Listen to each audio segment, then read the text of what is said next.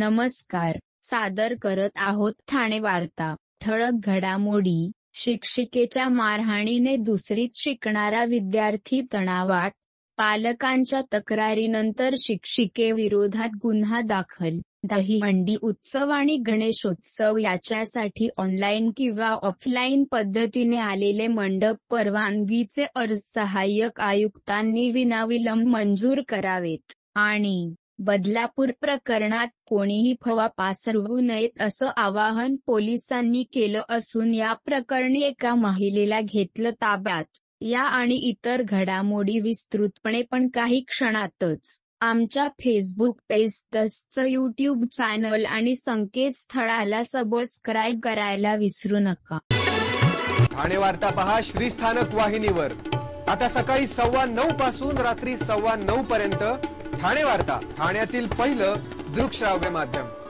ठाणे वार्ता आणि श्रीस्थानक वाहिनीचं लाईव्ह स्ट्रीमिंग ठाणेवार्ता.com वरील लाईव्ह स्ट्रीमवर क्लिक करा आणि अगदी मोबाईलवरही ठाणे वार्ता श्रीस्थानक वाहिनीचा आनंद लुटा. यासाठी आमचं ॲप डाउनलोड करा. ठाणे वार्ता पहा श्रीस्थानक वाहिनीवर. आता सकाळी 9:15 पासून रात्री 9:15 पर्यंत ठाणे वार्ता, ठाण्यातील पहिलं दृकश्राव्य माध्यम. आपण पाहत आहात श्री नौपाडा येथील सरस्वती मंदिर ट्रस्ट शाळेत दुसरीत शिकणारा विद्यार्थी शिक्षिकेने मारल्याने तणावात गेल्याचा गंभीर प्रकार समोर आला आहे. शिक्षिकेने विद्यार्थ्याच्या डोक्यात स्टीलच्या छडीने मारले. त्यामुळे विद्यार्थ्याच्या डोक्यात रक्तस्राव झाला. तसेच त्याने लिखाण केलेल्या वहीचे पान फाडून त्याला वर्गात लिखाण करून दिले नाही. विद्यार्थी तणावात आल्याने मुलाच्या पालकांनी या प्रकरणी पंकजा राजे या शिक्षिकेविरोधात नौपाडा पोलीस ठाण्यात तक्रार दाखल केली आहे. या घटनेनंतर आणखी काही विद्यार्थ्यांचे पालक शिक्षिकेविरोधात पुढे आले आहेत. त्यांच्या मुलांसोबत देखील शिक्षिकेने असाच प्रकार केल्याचे त्यांचे म्हणणे आहे. ठाण्यातील नामांकित शाळांपैकी सरस्वती मंदिर ट्रस्ट ही शाळा आहे. हजारो विद्यार्थी या शाळेत शिक्षण घेतात. कोरममायर परिसरात राहणाऱ्या या कस्तुरी आणि सचिन घाणेकर यांचा 8 वर्षीय मुलगा देखील शाळेत इयत्ता 2री मध्ये शिक्षण घेतो. त्याच्या वर्ग शिक्षिका पंकजा राजे या आहेत. सुमारे महिन्याभरापूर्वी मुलगा घरी रडत आला होता. त्यामुळे कस्तुरी यांनी त्याची विचारणा केली असता शाळेत वही नेली नाही म्हणून शिक्षिका पंकजा राजे यांनी त्याच्या डोक्यात स्टीलच्या पट्टीने मारल्याचे सांगितले. त्यावेळी त्याच्या डोक्यातून रक्तस्राव आला होता. तसेच त्याला दुसऱ्या वहीमध्ये कोणताही अभ्यास करू दिला नाही. त्याने लिहिण्याचा प्रयत्न केला असता त्याच्या वहीची पाने शिक्षिकेने फाडून फेकून दिली. या घटनेनंतर त्याच्या मुलाचा स्वभाव बदलला होता. त्याला डायरेक्टरांकडे नेले असता तो तणावात असल्याचे डायरेक्टरांनी सांगितले. घटना घडल्याच्या 5 दिवसांनी कस्तुरी या त्याच्या पतीसोबत शाळेमध्ये जाब विचारण्यासाठी गेल्या. तिथे मुख्याध्यापिकांनी पंकजा राजे यांना पालकांसमोर विचारणा केली. परंतु शिक्षिकेने या घटनेबद्दल उडवाउडवीची उत्तरे दिली.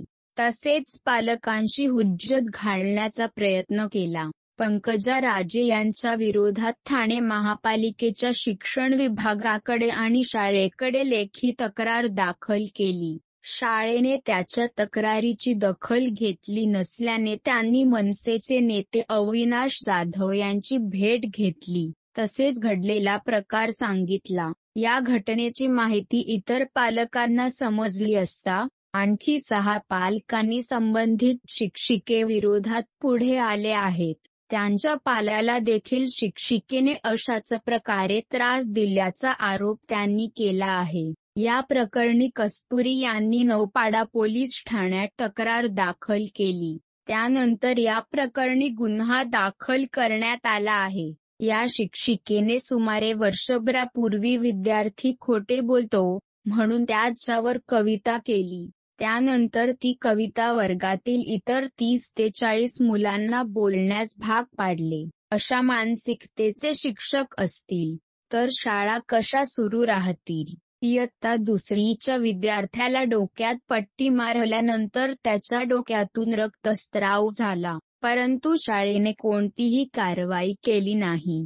त्यामुळे शाळा प्रशासन देखील तितकेच दोषी आहे, असे अविनाश जाधव यांनी सांगितले. माझ्या मुलाला डोक्यात पट्टी मारल्यानंतर शाळा प्रशासनाकडे तक्रार दिली, परंतु शिक्षिकेवर कोणतीही कारवाई झाली नव्हती. शिक्षिकेविरोधात आणखी 6 पालक आता पुढे आले.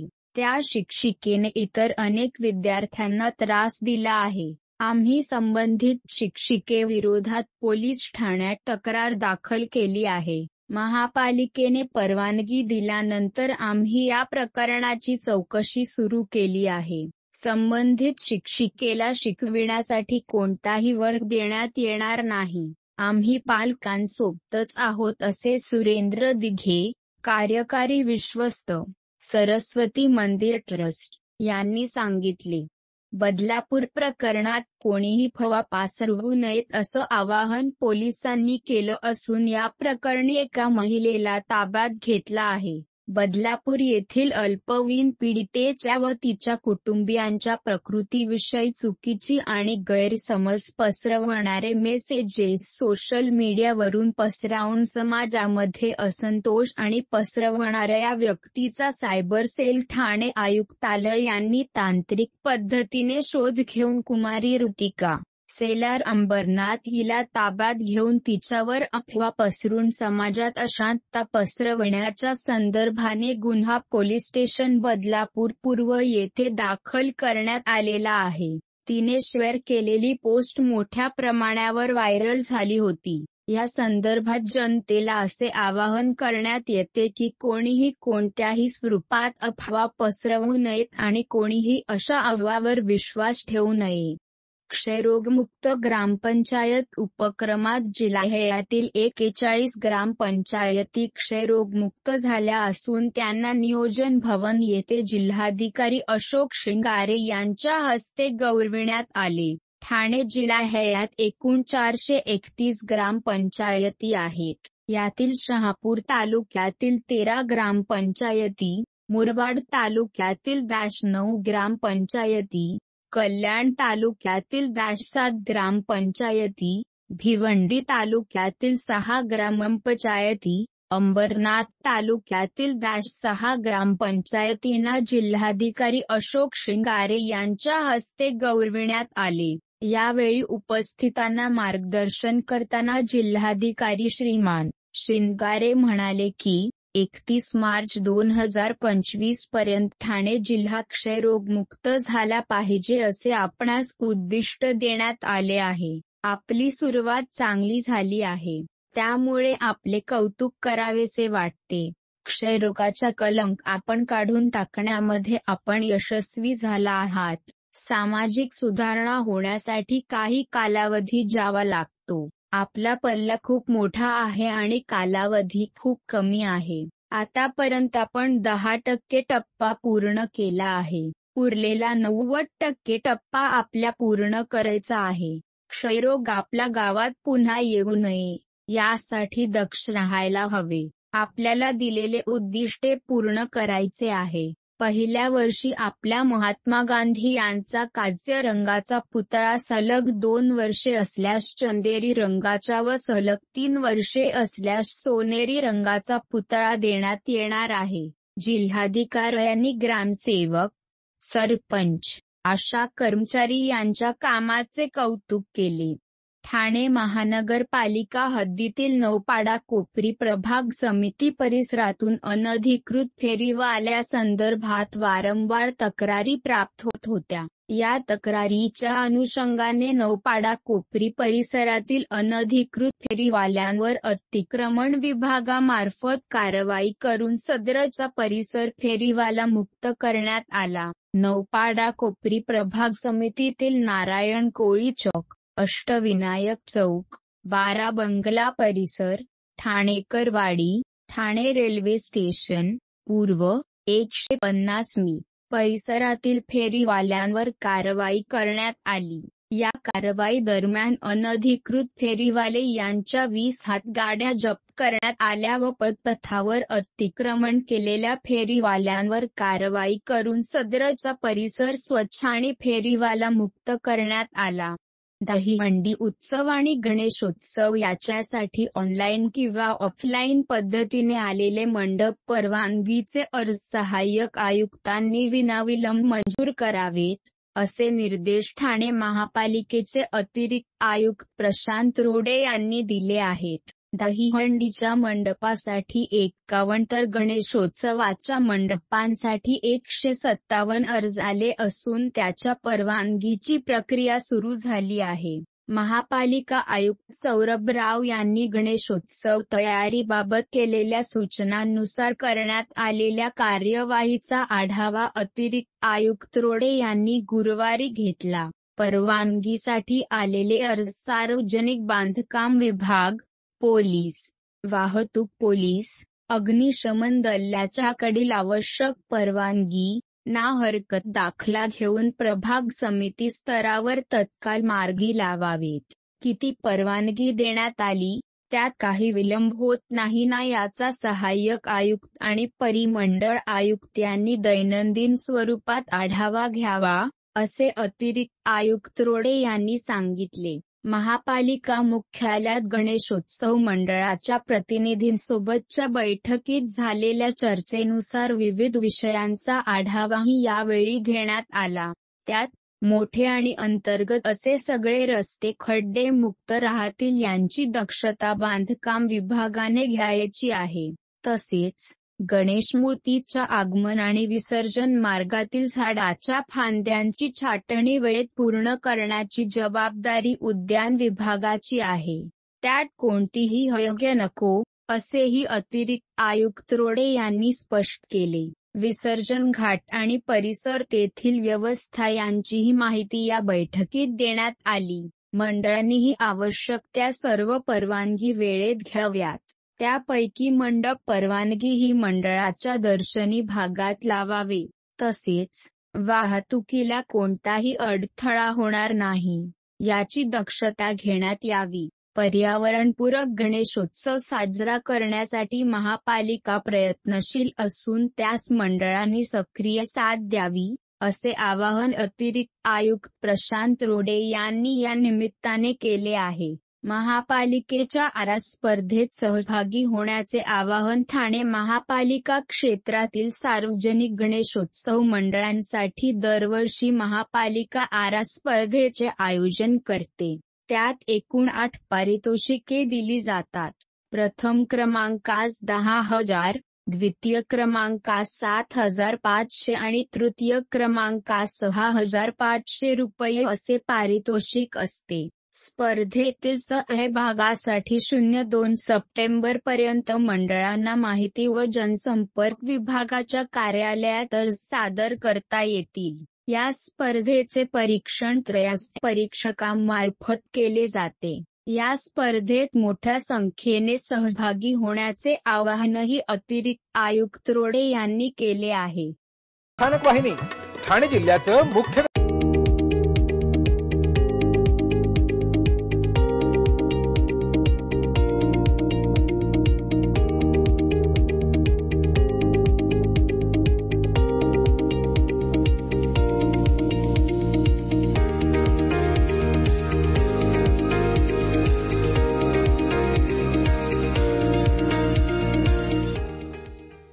सर्व नागरिकांना आवाहन करण्यात येत आहे की सध्या डासांमार्फत पसरणाऱ्या डेंग्यू या आजाराचा प्रसार रोखण्यासाठी प्रत्येकाने पुढील प्रमाणे कार्यवाही करावी.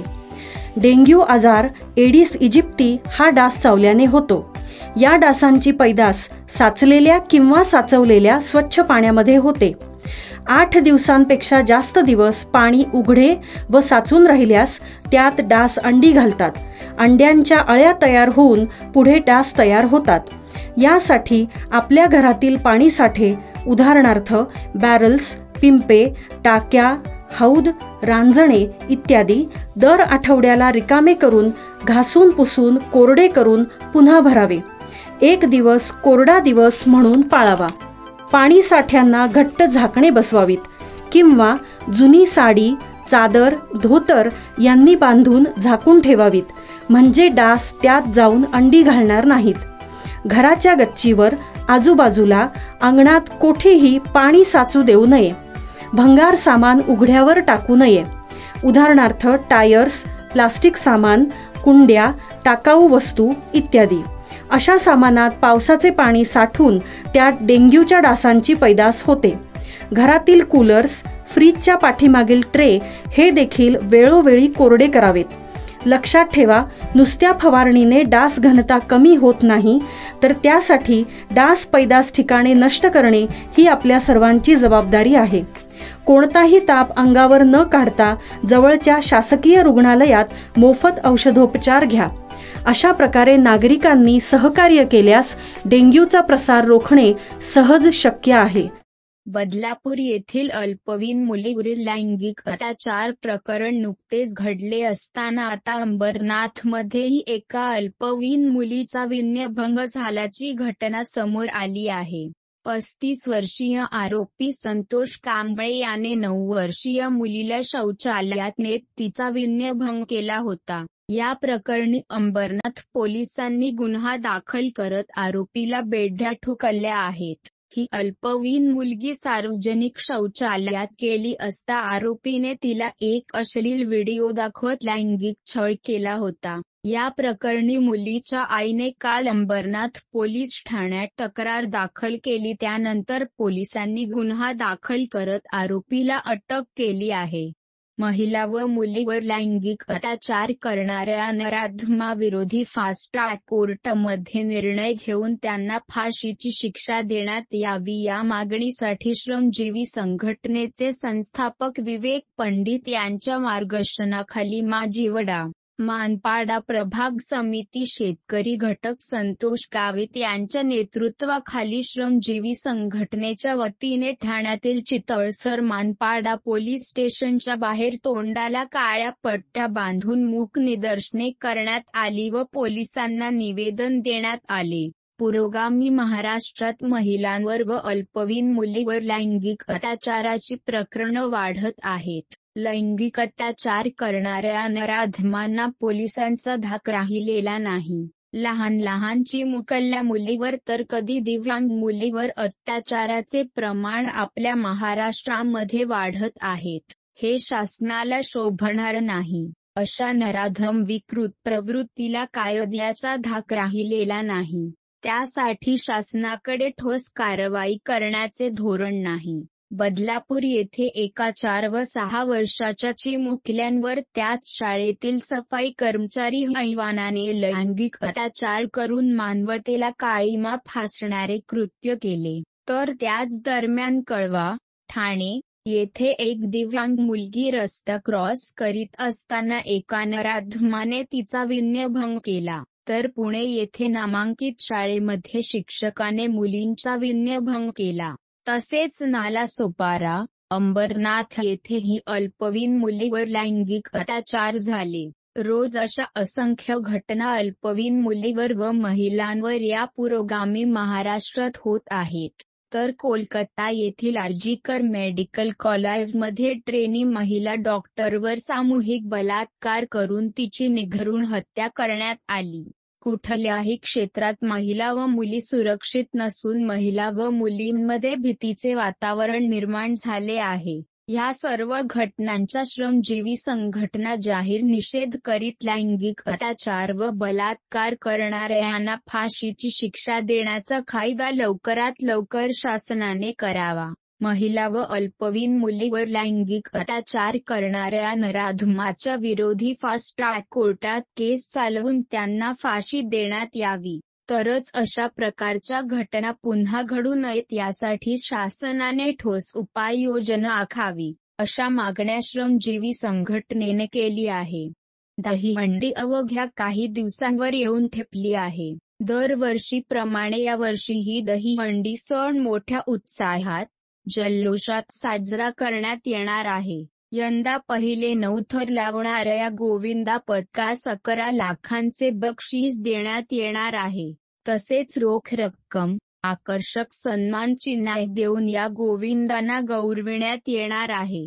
त्याचबरोबर या दहीहंडीसाठी कलाकार आणि राजकीय नेते देखील या दहीहंडीला उपस्थित असणार आहे. देशासह महाराष्ट्रात महिला अत्याचारांच्या घटना वाढत आहे. या घटनांना पायबंद घालण्यासाठी 2019 मध्ये नागपूर हिवाळी अधिवेशनात भारतीय दंड संहिता 1860 आणि फौजदारी प्रक्रिया संहिता 1973 मध्ये सुधारणा करण्याचे विधानसभेत विधेयक क्र. 50 आमदार प्रताप सरनाईक यांनी मांडले होते. आंध्र प्रदेश राज्याने भारतीय दंडसंहितेच्या कलम 376 व 376 मध्ये दुरुस्ती केली आहे. त्यानुसार महिलांवर अत्याचार करणाऱ्या आरोपीविरुद्ध गुन्हा सिद्ध झाल्यावर तात्काळ शिक्षा देण्याची तरतूद केली आहे. महिलेची तक्रार दाखल झाल्यावर पोलिसांनी प्रकरणाचा 7 दिवसात तपासात पूर्ण करणे. न्यायालयाने 14 दिवसात सुनावणी पूर्ण करायची आहे आणि न्यायालयात गुन्हा सिद्ध झाल्यास 21 दिवसाच्या आत आरोपीस शिक्षा देऊन सदर प्रकरण निकाली काढायचे आहे. अशी तरतूद सदर सुधारित कायद्यात अंतर्भूत आहे. महिलांवरील अत्याचारी आरोपीस विहित मुदतीत म्हणजे 21 दिवसाच्या आत शिक्षेची कायदेशीर तरतूद करणारे देशातील पहिले राज्य आहे. आंध्र प्रदेशच्या धर्तीवर महाराष्ट्रातही असा कायदा लागू करण्यात यावा, अशी मागणी आमदार प्रताप सरनाईक यांनी पत्रकार परिषदेत केली. या विधेयकाची प्रत दहीहंडीच्या दिवशी मोठ्या स्क्रीन लावण्यात येणार आहे. याबाबतची जनजागृती दहीहंडी महोत्सवाच्या माध्यमातून केली जाईल. दहीहंडी उत्सवाची पंढरी म्हणून ओळखल्या जाणाऱ्या ठाण्यातील वर्तकनगर येथील संस्कृतीची विश्वविक्रमी दहीहंडीचे आयोजन करण्यात आले आहे. या दहीहंडी उत्सवात 9 थर लावणाऱ्या गोविंदा पथकास 5 लाख व आकर्षक ट्रॉफी, 8 थर लावणाऱ्या गोविंदा पथकास 25,000 व आकर्षक ट्रॉफी, 7 थर लावणाऱ्या गोविंदा पथकास 15,000 व सन्मान चिन्ह, 6 थर लावणाऱ्या गोविंदा पथकास 10,000 व सन्मान चिन्ह, 5 थर लावणाऱ्या गोविंदा पथकास 5,000 व सन्मान चिन्ह तसेच मुंबई, ठाणे येथील महिलांचे गोविंदा पथकाला सुद्धा विशेष मान देण्यात येणार असून त्याच्यासाठीही विशेष पारितोषिक ठेवले आहे. आमदार प्रताप सरनाईक यांच्या ठाण्यातील संस्कृती युवा प्रतिष्ठानतर्फे यावर्षी जागतिक विश्वविक्रम मोडणाऱ्या गोविंदा पथकास 25 लाखाचे बक्षीस जाहीर केले आहे.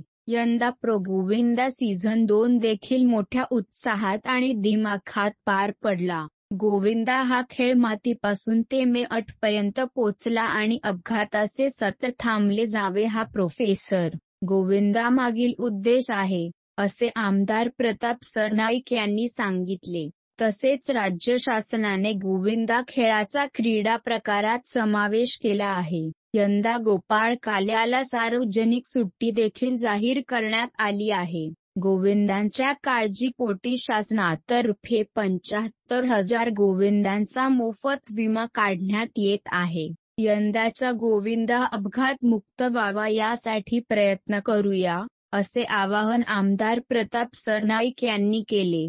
शाळेवर प्रशासक म्हणून नेमलेला अधिकारी शाळेत दाखल झाले आहे. बदलापुरातील शाळेत 2 चिमुकल्यांवर अत्याचाराच्या प्रकरणानंतर आंदोलकांचा उद्रेक झाला. शाळेचा या प्रकरणात हलगर्जीपणा असल्याने राज्य सरकारने शाळेची कमिटी बरखास्त केली आणि त्यावर प्रशासक नेमला. आज त्याच प्रशासकामधील अधिकारी कुंदा पंडित आणि सल्लागार म्हणून नेमण्यात आलेल्या विश्वनाथ पाटील यांनी शाळेच्या ठिकाणी भेट देत पाहणी केली. शाळेतील सर्व शिक्षक आणि इतर कर्मचाऱ्यांबरोबर एक बैठक घेऊन सगळ्या परिस्थितीचा आढावा या प्रशासकाच्या माध्यमातून घेतला जाणार आहे. रोखणे सहज शक्य आहे. आपण पाहत आहात श्री स्थानक वाहिनी, ठाणे जिल्ह्याचं मुख्य व्यासपीठ. ठाणे वार्ता पहा श्री स्थानक वाहिनीवर. आता सकाळी 9:15 पासून रात्री 9:15 पर्यंत ठाणे वार्ता, ठाण्यातील पहिलं दृकश्राव्य माध्यम. ठाणे वार्ता आणि श्री स्थानक वाहिनीचं लाईव्ह स्ट्रीमिंग. ठाणेवार्ता.com वरील लाईव्ह स्ट्रीमवर क्लिक करा आणि अगदी मोबाईलवरही ठाणे वार्ता श्री स्थानक वाहिनीचा आनंद लुटा. यासाठी आमचं ॲप डाउनलोड करा. ठाणे वार्ता पहा श्री स्थानक वाहिनीवर. आता सकाळी 9:15 पासून रात्री 9:15 पर्यंत ठाणे वार्ता, ठाण्यातील पहिलं दृकश्राव्य माध्यम. आपण पाहत आहात श्री स्थानक वाहिनी, ठाणे जिल्ह्याचं मुख्य. आपण आपले कार्यक्रम अथवा बातम्या आम्हाला ठाणेवार्ता@gmail.com या आमच्या ईमेलवर कळवू शकता. ठळक घडामोडी शेवटी पुन्हा एकदा. शिक्षिकेच्या मारहाणीने दुसरीत शिकणारा विद्यार्थी तणावात. पालकांच्या तक्रारीनंतर शिक्षिकेविरोधात गुन्हा दाखल. दहीहंडी उत्सव आणि गणेशोत्सव याच्यासाठी ऑनलाईन किंवा ऑफलाईन पद्धतीने आलेले मंडप परवानगीचे अर्ज सहाय्यक आयुक्तांनी विनाविलंब मंजूर करावेत. आणि बदलापूर प्रकरणात कोणीही अफवा पसरवू नयेत असं आवाहन पोलिसांनी केलं असून या प्रकरणी एका महिलेला घेतलं ताब्यात. या होत्या ठाणे वार्ता. आपली एखादी बातमी बघायची राहून गेल्यास आपण आमच्या ठाणेवार्ता.in या संकेतस्थळाला किंवा फेसबुक पेज तसंच यूट्यूबचे चॅनेलला अवश्य भेट द्या. तर मग पुन्हा भेटू पुढील बातमीपत्रात फक्त श्री स्थानक वाहिनीवर. धन्यवाद. व्यासपीठ.